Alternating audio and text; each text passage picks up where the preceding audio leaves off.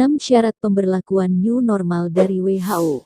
Epidemiolog dari Fakultas Kesehatan Masyarakat Universitas Hasanuddin Profesor Ridwan Amiruddin PhD mengingatkan kehidupan new normal hanya bisa dicapai ketika suatu negara telah memenuhi sejumlah syarat. Persyaratan yang dikeluarkan oleh Organisasi Kesehatan Dunia (WHO) tersebut menjadi acuan seluruh negara yang terdampak pandemi COVID-19. Kalau kita ingin melonggarkan pembatasan ini, negara, harus memenuhi syarat, ungkap Ridwan dalam diskusi daring bersama Gerakan Masyarakat Sadar Gizi, Komunitas Literasi Gizi, Literasi Sehat Indonesia dan Departemen Kesehatan, Dewan Pengurus Pusat BPP Kerukunan Keluarga Sulawesi Selatan, di Jakarta, belum lama ini.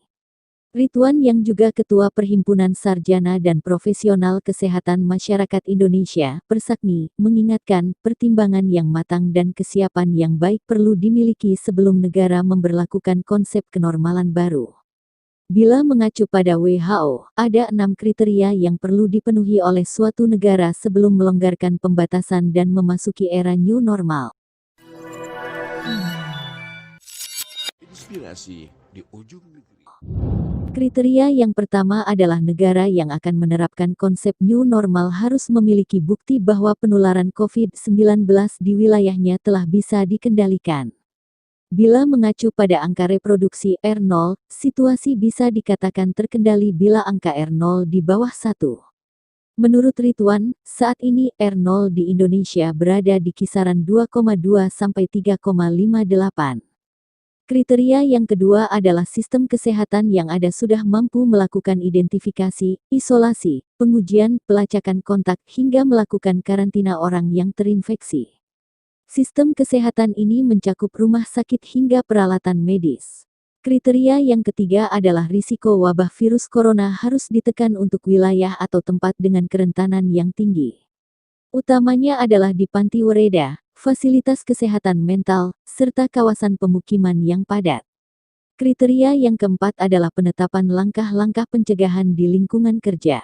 Ridwan memaparkan, langkah-langkah pencegahan ini meliputi penerapan jaga jarak fisik, ketersediaan fasilitas cuci tangan, dan penerapan etika pernapasan seperti penggunaan masker.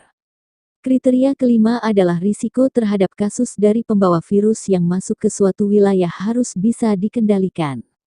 Sedangkan kriteria yang keenam adalah masyarakat harus diberikan kesempatan untuk memberi masukan, berpendapat dan dilibatkan dalam proses masa transisi menuju new normal.